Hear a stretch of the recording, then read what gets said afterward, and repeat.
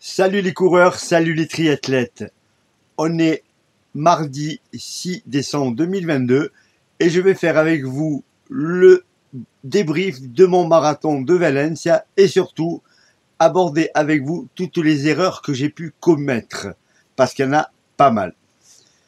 On va commencer par le début de cette préparation qui a débuté en mai après le marathon de Milan que j'avais fait en demi-teinte puisque j'étais blessé. Une préparation très longue donc avec un objectif intermédiaire qui était le marathon de Berlin que j'ai bien réussi en 2h45 malgré une blessure à la cuisse que j'ai réussi à gérer. La transition Berlin-Valencia s'est également super bien passée avec une semaine de coupure complète, une semaine de reprise et une préparation qui a duré donc derrière 7 semaines. Et là, on va commencer à parler des erreurs, puisqu'il y a eu des erreurs de fait dans cette fin de préparation. La première grosse erreur que j'ai faite, c'est que j'ai modifié les séances qui étaient prévues, notamment la dernière sortie longue à 15 jours de l'épreuve. J'avais une séance qui était prévue, qui était 4 x 5 km allure marathon, donc pour moi 3,51, 3,52, avec des coupures de 5 minutes. Il s'avère que ce jour-là, j'étais très bien. Après mes 6 km d'échauffement, j'ai attaqué la séance. J'ai vu qu'elle se passait très bien et ça, je le fais souvent. J'enchaîne les répétitions sans la phase de récupération quand je maintiens l'allure. Le problème, c'est qu'à 5 km de la fin de la séance, je me suis rendu compte que j'étais en train de réaliser une belle séance.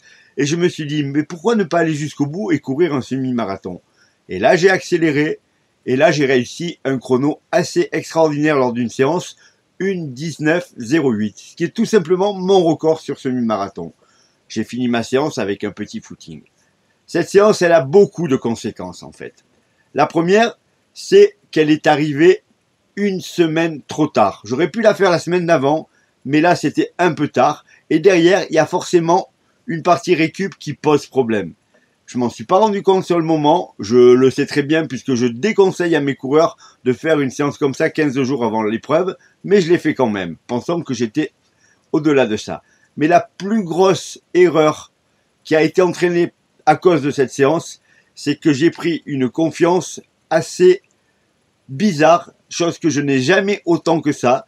Je me suis dit, si tu es capable de faire une 19 à l'entraînement, alors que je m'étais quasiment pas employé pendant les 15 premiers kilomètres, tu as un niveau actuel qui va te permettre de réaliser à Valencia une énorme performance. Et c'est quelque chose que j'ai intégré et que j'ai accepté. Je me suis retrouvé avec un excès de confiance que je n'ai pas d'habitude. Cette erreur-là, elle va revenir plus tard et vous allez voir à quel moment. Je finis ma prépa, etc. Chose supplémentaire, j'ai fait quasiment les 5 mois de la prépa avec une déchirure à l'adducteur et une petite déchirure aux abdos. À une semaine de l'épreuve, je n'avais plus mal. Ma guérison était complète. Donc pareil, la confiance a encore augmenté. La dernière semaine, d'habitude, j'essaie de me recaler au rythme qui permet d'aborder une course matinale de la bonne façon. Il faut savoir que je suis quelqu'un qui se couche très tard, tous les jours.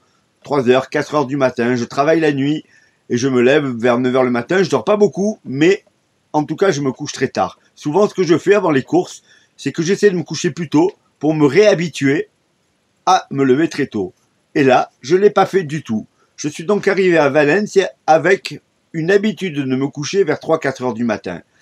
Je pensais pouvoir, dans les 2 derniers jours, faire des grosses nuits de sommeil. Ce n'a pas été le cas. La première, j'ai dormi 3-4 heures. Rien de terrible, mais ça allait encore. Mais la dernière nuit avant le marathon, où je pensais dormir, j'ai malheureusement quasiment fait nuit blanche. J'étais parti me coucher vers minuit, on a eu des péripéties avec mes collègues de course qui font que j'ai loupé mon départ de sommeil et je me suis endormi vers 4 heures du matin pour me lever à 5h30. Cette fatigue-là, ce manque de sommeil de cette nuit-là a forcément eu quand même quelques impacts derrière, même si je ne l'ai pas vraiment ressenti, je dois dire.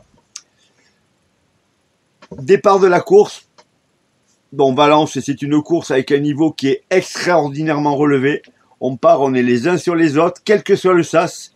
Il faut se remettre ça dans la tête. Et j'avais un peu zappé. J'avais un peu zappé que le départ de la course allait être compliqué et que le premier kilomètre allait devoir être fait un petit peu en deçà. Donc je me suis retrouvé à passer au premier kilomètre avec 5-6 secondes de retard sur le temps prévu. Ça m'a déjà un petit peu perturbé. J'ai accéléré tout de suite pour me remettre dans l'allure.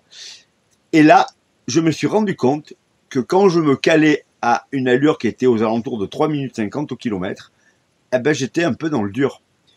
Et cette sensation d'être dans le dur, elle m'a fait paniquer parce qu'il y a 15 jours, quand j'étais à 3,50, je me sentais super à l'aise. Et instantanément, je me suis dit, je suis pas bien. Et cette sensation de pas être bien, et vous l'avez dans la vidéo que je vais monter quand je vais faire la course de l'intérieur du marathon, je l'ai eu tout le temps. La conséquence de cela, c'est que l'aspect positif de l'allure que je tenais, qui était très correcte, je ne l'ai jamais ressenti. Je me suis juste rendu compte que j'avais du mal à tenir la bonne allure et qu'en plus de cela, je prenais du retard. Mon objectif, il était très clair à Valence. C'était faire 2h43 et monter sur le podium de la catégorie. Très vite, dès le 5e kilomètre, j'ai compris que ça allait être compliqué. J'ai compris que les 2h43, j'allais pas réussir à les atteindre. Et ça m'a plombé le cerveau, directement. Et c'est là que j'ai connu la plus grosse erreur de ma fin de prépa, c'est que je n'ai jamais fait ce que je conseille à tous mes coureurs de faire. Notamment, je vais prendre l'exemple, j'étais avec Gaëtan à Valence. Gaëtan visait 3h10, ce qui était une belle perf. Mais pendant 2 jours, je lui ai dit, attention Gaëtan, 3h10 c'est un objectif haut, on va mettre en place un deuxième objectif qui est de faire mieux que ton record personnel qui est le 3,14. En cours de route, si jamais tu ne te retrouves pas dans les bases de l'objectif haut, tu vas basculer instantanément sur ton deuxième objectif pour repasser avec des pensées positives. C'est-à-dire, je vais battre mon record. De mon côté, alors que je conseille à tout le monde de faire ça depuis toujours, je suis parti faire cette course avec un seul et unique objectif. Je n'ai jamais envisagé autre chose que cela. Résultat, quand je me suis retrouvé en retard sur mon objectif principal, les 2h43, je me suis retrouvé dans une spirale négative. Je n'ai jamais envisagé de me dire, Michel, tu peux quand même aller chercher ton record personnel. Parce qu'en fait, c'était absolument le cas. J'ai maintenu l'allure comme je pouvais, malgré mes mauvaises sensations, jusqu'au semi-marathon où je suis passé en 1h23 minutes 00. L'année dernière à Valencia, où j'avais fait 2h46, j'étais passé en exactement le même temps. Avec 2 choses qui auraient dû me mettre la puce à l'oreille. L'année dernière, j'avais un mollet qui était blessé et je courais sur des œufs pour espérer finir la course. Et il y avait du vent qui rendait la course difficile. Donc en gros, je me suis retrouvé à être à mi-parcours dans les mêmes conditions que l'année dernière au niveau chronométrique, mais je n'avais pas de douleur, il n'y avait pas de vent et je savais que la deuxième partie du parcours était favorable. Mais à aucun moment, j'ai pensé, ton premier objectif, il est fini, tu vas aller chercher le deuxième. Parce que je pouvais tout à fait maintenir l'allure, sachant que j'allais pouvoir finir très vite sur la fin, puisque le parcours, il est plutôt descendant. Ça m'a jamais effleuré, même pas un petit peu, je n'y ai jamais pensé. J'ai maintenu mon allure jusqu'au 30e kilomètre. Et là, des fois, il y a des circonstances de course qui font que c'est pas le jour, ça ne doit pas bien se passer. Au 30e kilomètre, je courais toujours aux alentours de 3,55, 3,54. Voilà, en fonction un petit peu de varier les allures en fonction du parcours. Quand j'entends un paquet de coureurs qui revient sur moi, sachant que c'est quelque chose dont je n'ai pas l'habitude. La plupart du temps sur les marathons, je remonte toujours sur les gens qui sont partis devant moi et je me fais quasiment jamais reprendre puisque je cours le deuxième semi toujours aussi vite que le premier. Et là, j'ai un groupe de coureurs qui me rattrapent. Je les vois commencer à me dépasser et je vois un meneur d'allure avec un drapeau avec écrit 2h50. Et là, je me dis instantanément, Michel, tu t'es trompé dans tes calculs, non seulement tu es très loin de ce que tu voulais faire, mais tu es beaucoup plus loin que cela. Et je décide de lever le pied en me disant, pas la peine de souffrir pour aller faire 2,51, 2,52, cela ne sert à rien. Et donc, je bascule d'une allure de 3,55 au kilo à 4,05 au kilo. Mon cœur descend à moins de 150 plus et on peut pas dire que je me balade, mais je cours de façon soutenue, mais sans plus. Et je vais maintenir cette allure pendant 10 km. J'ai quand même un doute au fond de moi. Parce que je comprends pas comment ce ballon, ce meneur d'allure peut être là, alors que pour moi, les meneurs d'allure de 2h50 étaient dans le sas, qui partait derrière moi 10 minutes après. Et là, je me rends compte qu'à côté de moi, il y a un coureur qui était dans ce sas, qui a laissé partir le meneur d'allure, et je lui pose la question, vous visez quelle performance? Vous étiez sur 2h50, ça va pas le faire? Il me dit, non, j'étais pas sur 2h50, j'étais sur 2h45. Le meneur d'allure, c'était 2h45, mais il n'avait pas le bon drapeau. Et là, je comprends mon erreur. En fait, j'étais sur la base de 2h45 quand le meneur d'allure m'a rattrapé. Mais j'ai cru que c'était 2h50. Et comme j'étais un peu à l'ouest, j'ai rien calculé. À ce moment-là, je comprends que je suis quand même beaucoup plus rapide que ce que je crois. Et donc, je décide de réaccélérer en me disant, puisque tu dois finir la course, essaie quand même de la finir correctement. Je remets un petit peu des watts, j'accélère un petit peu pour me recaler à 3,50 au kilo sur les 3-4 derniers kilomètres. Et je finis par passer la ligne d'arrivée en 2h47. À 1 minute du temps que j'avais fait l'année dernière à Valence, alors que j'ai lâché la sphère pendant 10 minutes.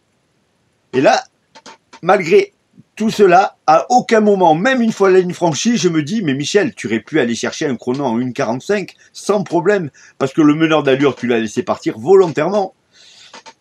J'étais pas du tout focus sur autre chose que mon 2h43. Ça a été une erreur, mais tragique, de pas faire ce que je demande de faire à tous mes coureurs.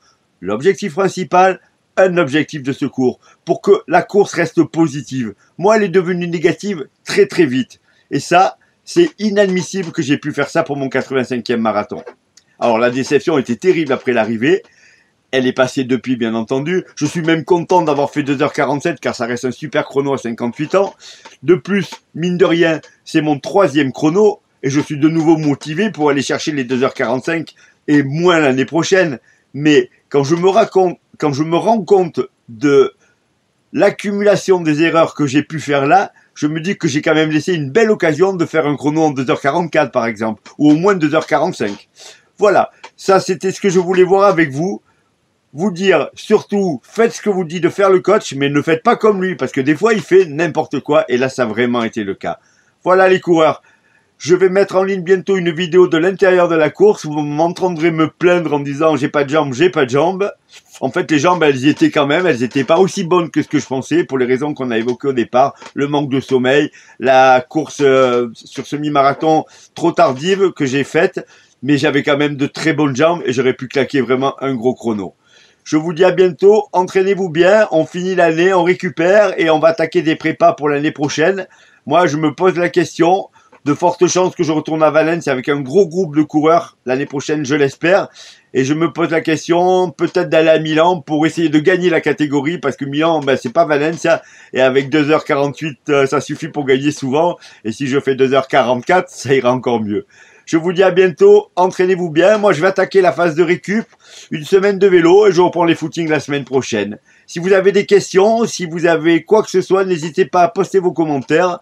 Et je me ferai un plaisir d'y répondre. À bientôt les coureurs, à bientôt les triathlètes. Et surtout, ne faites pas comme le coach. 2 objectifs quand on part faire une course. Le haut et le moyen pour basculer d'un à l'autre quand ça va pas bien. À bientôt.